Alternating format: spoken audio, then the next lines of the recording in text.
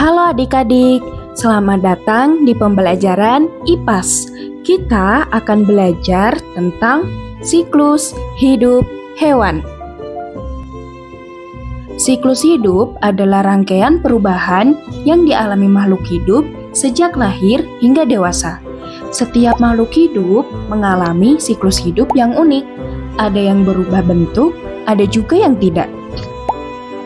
Pernahkah kalian melihat hewan-hewan tersebut? Siklus hidup apa yang mereka alami? Metamorfosis atau tidak? Yuk kita cari tahu. Siklus hidup hewan dibagi dua, metamorfosis dan ametamorfosis. Apakah kalian tahu apa itu metamorfosis? Metamorfosis adalah proses perubahan bentuk tubuh hewan dari satu tahap ke tahap lainnya selama masa hidupnya.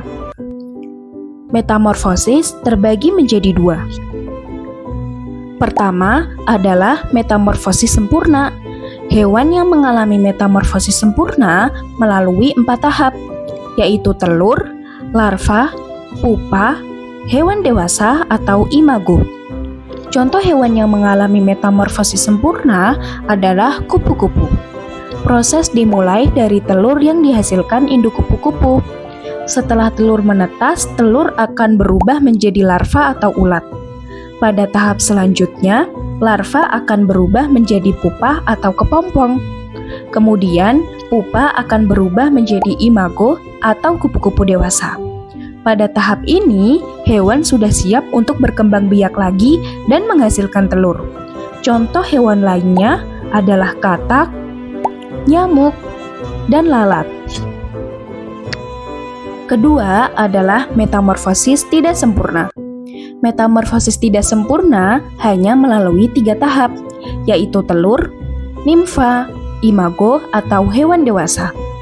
Contoh hewan yang mengalami metamorfosis tidak sempurna adalah belalang. Belalang memulai hidupnya dari telur. Setelah telur menetas, berubah menjadi nimfa kecil.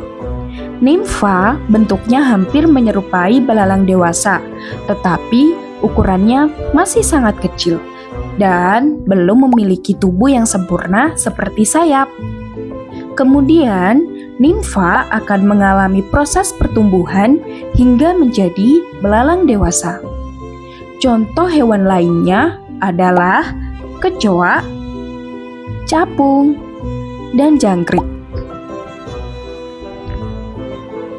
Selanjutnya adalah ametamorfosis, yaitu hewan yang tidak mengalami metamorfosis.